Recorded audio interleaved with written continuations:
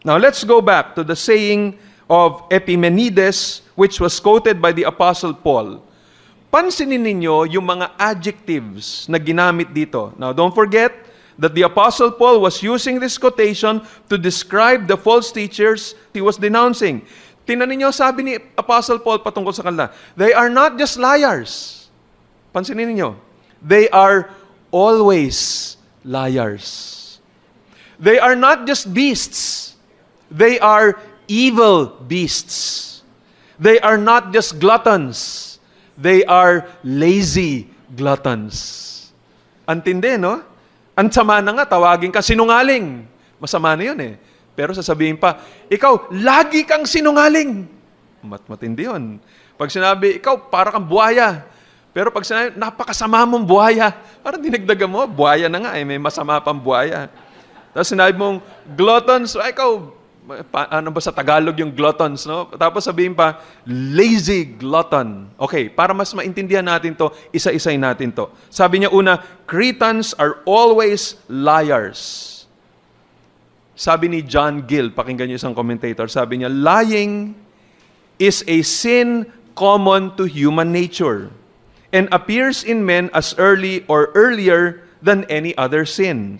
And all men are guilty of it at one time or another. Diba? Totoo yun? Pero ito sabi niya, but all, very interesting, sabi niya, so lahat ng tao, one time or another, nagsisinungaling. At ang pagsisinungaling ay isa sa mga kasalanang unang nagagawa ng mga tao.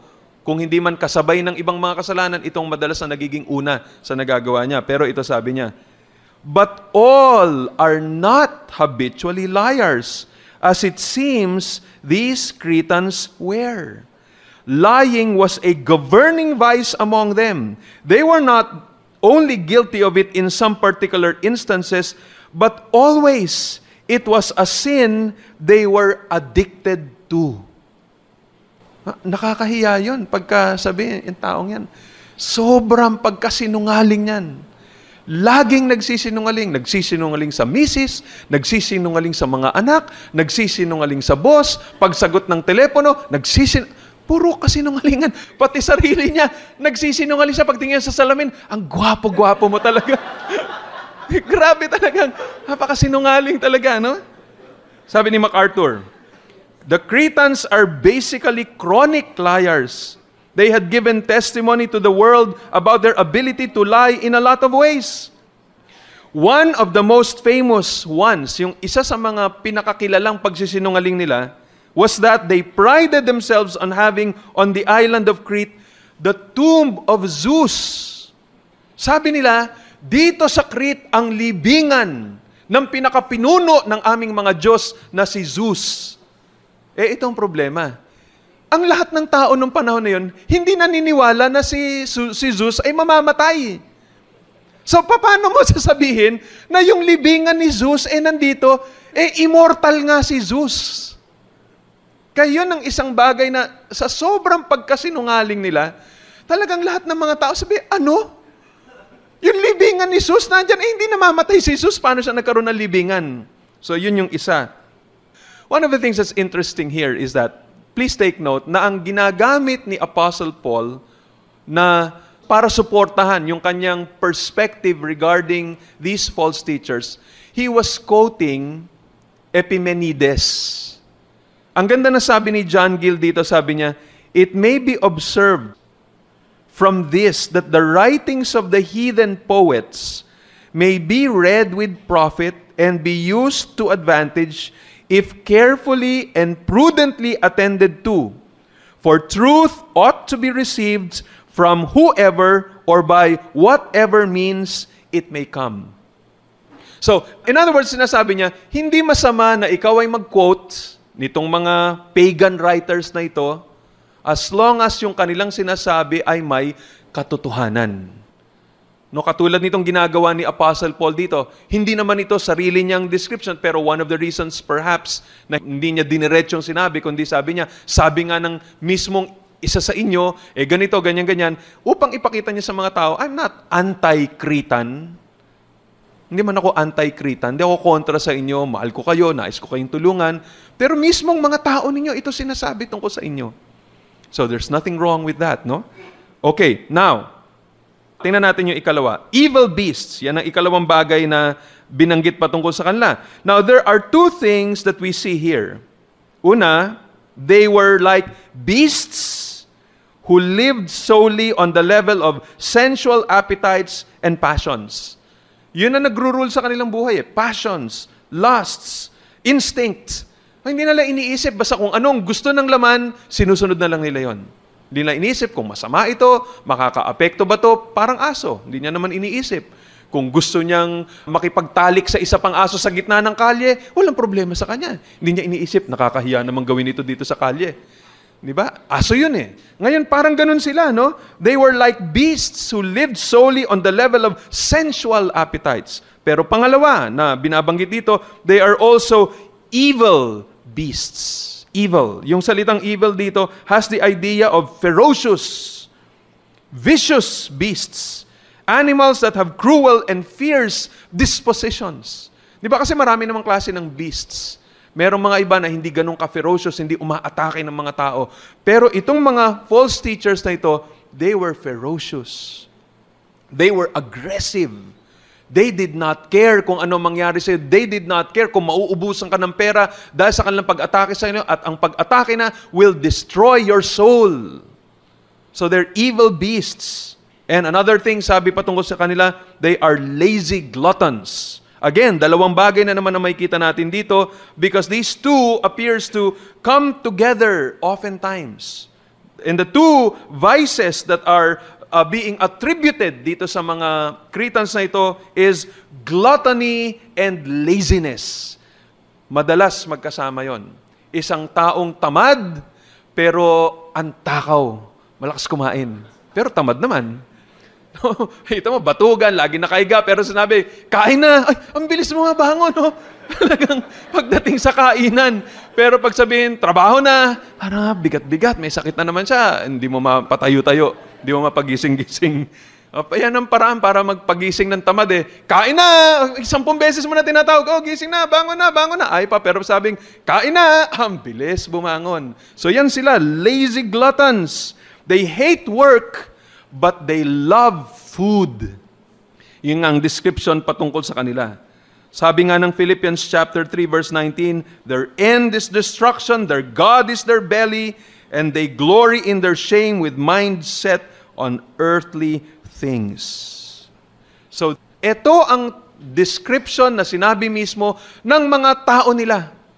Yun ang description patungkol sa buong bansa. Now, of course, there are exceptions to the rule, but generally, ang description sa lahat ng mga Cretans, ganito. At ang pinakamalala pagdating sa description na ito na always liars, evil beasts, lazy gluttons, yung mga false teachers. Does Paul agree with that? Yes, he does. Sabi niya sa verse 13, this testimony is true. Totoo yan, nag-a-agree siya. Ang ganda na sabi ng NIV Bible Commentary patungkol dito, sabi ron, the quotation establishes the picture without exposing Paul to the charge of being anti-Cretan. Probably, he had some unpleasant experiences on the island that verified the verdict. Di ba, minsan ganun na nangyari. You go to a certain place, tapos makita mo yung hospitality ng mga community. Sabihin, talagang okay talaga. Alam mo, pag pumunta ka talaga dito sa Puerto Princesa sa Palawan, napaka-hospitable talaga. Yung meron kang description, generally, tungkol sa mga tao doon eh. Pero may mga tao naman na pag pinunta, naku, grabe talaga yung mga tao doon. Mga mangingilad. Mga manloloko talaga. Kabababa mo pala, pag sakay mo ng taxi, lolokohin ka, sabihin ka ganito, iikot-ikot ka kung saan-saan. Tapos sa gaba mo, magtatanong ka doon sa isa, sabihin niya, lulukuhin ka. May mga ganun, may mga karakter ang ibang mga lugar, no? Di ba minsan sabihin mo, itong mga Ilonggo, ganito ang mga karakter niyan. Itong mga Ilocano, ganitong karakter niyan. Itong mga ganitong klaseng tao, ganitong karakter niyan. Cretans, ito naman ang kanilang karakter. Napakapangit. Okay, now let me try to apply itong mga bagay na natutunan natin as we wrap up itong portion na ito. One of the things na mapapansin nyo rito is that ang sasakit nitong mga salita na ginamit ni Apostle Paul to describe the false teachers. He was exposing them. Hindi niya pinapabango, hindi niya pinapaganda, hindi niya pinigilan yung kanyang mga salita. Talagang sinabi niya ng diretso, ito ang description ng mga ito. May ibang mga leaders ng church na dahil sa desire nila na makasundo lahat ng mga tao at walang kaaway, pati mga false teachers gusto nilang kaibiganin. Pag mga false teachers na, ano masasabi mo tungkol kay ganito? Ay, nako, wag tayong mag-judge. Talagang yung mga, maaring magkaiba lang tayo ng pananaw, pero yung mga yan, ganito din yan, ganyan yan. Now, we're not talking about minor doctrines of the faith. Ako, naiintindihan ko yon. Even among CCM members, may iba-iba kami minsan ng mga posisyon sa CCM. May iba naniniwala sa tithing, may iba hindi naniniwala sa tithing. May iba naniniwala sa altar call, may iba hindi naniniwala. May iba naniniwala na yung babae pwedeng magpastor, may iba hindi naniniwala. So minsan may ibang mga bagay na pwede naman naming mapag-usapan, sabi namin yung aming posisyon, pero we continue to respect one another. We have disagreements, but we have learned to disagree in an agreeable manner. But we're not talking about false teachers. Yung mga sinasabi kong differences namin sa CCM, we're all growing towards trying to understand kung ano ang pinakatama na sinasabi ng salita ng Diyos. We're all trying to be faithful, pero hindi lang kami lahat pare-pareho na ng naabot. Yung iba nauna na, kaya yun ang pananaw nila. Pero yung iba, parang medyo mabagal pa, kaya yun pa yung kanilang pananaw. And so, kami, we have learned to live in harmony and work together as a fellowship. But we're not talking about false teachers. Pag mga false teachers na, hindi mo na pwedeng sabihin na, sila siguro okay lang, may pagkakaiba lang tayo ng pananaw. Hindi, yung talagang, pag sinabi mo, ito talaga mali. And sometimes, kahit na hindi pa nga false teachers, pero pag yung kanilang tinuturo is really something detrimental to the gospel, ibang klaseng dating ng mga mananampalataya against them. At this particular juncture, may gusto akong ipakita sa inyo na example kung paano itong mga matutuwid na mga mananampalataya, paano talagang kumukulo ang kanilang mga puso at ano ang kanilang mga sinasabi when they see that there is some message na so-called Christians pa nanggagaling, pero pag nakikita lang it's detrimental to the work of the gospel, look at how they would respond. Here is John MacArthur on the purpose-driven life. In the most popular Christian book, The Purpose-Driven Life, you will look long and hard in this book on the purpose-driven life to find the gospel. Now, I don't know how you could ever live a purpose-driven life if you didn't know how to get into the kingdom of God or how to be saved. And as I went through the book, this is the gospel presentation, the only one that I found. First, believe. Believe God loves you and made you for His purposes. Believe God has chosen you to have a relationship with Jesus, who died on the cross for you. Believe that no matter what you've done, God wants to forgive you. Second, receive Jesus into your life as your Lord and Savior. Receive His forgiveness for your sins. Is there anything missing there? What might be missing there? Repentance. So I invite you to bow your head and quietly whisper the prayer that will change your eternity. Jesus, I believe in you and I receive you. What Jesus? Who did what? Where's the resurrection? It goes on, if you sincerely meant that prayer, congratulations, welcome to the family of God. How does he know who's in the family of God? No repentance, no judgment, no hell, no heaven, no self-denial, no discussion of sin, no laying down of the law of God against which the sinner is broken, no sense of guilt, no sense of condemnation, no fear of eternal torment. That is an inadequate gospel. That is a gospel that I will tell you will contribute to apostasy. It'll contribute to defection. Because people are going to come to that which they think is the saving message, and when it doesn't do anything, they're gone. A shallow gospel presentation that doesn't present the reality of eternal judgment, the reality of the law of God, the reality of condemnation, eternal hell, does not warn of God's wrath, that does not crush the sinner under the weight of his violation of the law of God, that does not make him stand before God guilty. The gospel presentation that doesn't do that isn't a faithful gospel presentation. And then to tell somebody, welcome to the family, as if you knew, this is fantasy. Actually, I did check that even before nitong turo na to ni John MacArthur on that particular book. That was one of the things that I discovered for myself. I have my own quotations, the whole of it, at tama yun eh. You're just telling a person, sumabay ka lang sa prayer na to, and then, okay, welcome to the family of God. I was surprised when I read it. And so, this is the kind of attitude na nais ng Panginoon na meron sa mga mananampalataya, this abhorrence for false teaching na kahit yun ang dahilan kung ba't ganito na lamang yung tono ng kanilang pananalita. It is not na may bitterness sila, may galit na parang gustong patayin itong mga tao to. Hindi. Pero ganun ang love nila sa kalwalhatian ng Panginoon Diyos that they really feel there's blasphemy going on. They feel na talagang may pagbabastos na nangyayari na hindi nila mapigilang hindi magsalita. And so, let us pray na sana ganito ang mangyayari sa mga leaders natin. They have such a high view of God, a high view of God's glory and honor, a high view of the gospel and the power of God's word, na pagka mayroong anumang turo o bagay na kukontra dito, o magsisira o magmi-minimize nitong pananaw na to patungkol sa Ebanghelyo, kumukulo yung kanilang dugo. Meron silang righteous indignation na nangyayari sa kanila. Marami ng mga mananampalataya ngayon na wala na yun eh. Hindi mo na makita yun sa kanilang mga puso. They have become tame. Hindi na natatakot ang mga false teachers sa kanila because they have nothing to say. Why? Because they don't even know their doctrine. They don't know the Word of God. So, as we close itong time na to, we have to pray again. Lord, we pray, ibalik niyo po ito sa aming mga iglesia. Tulungan niyo po na yung mga leaders namin na may aangat would be men of yung character nila, ganun na lamang kaayos, maayos ang kanilang pamilya, at ganun ang kapit nila.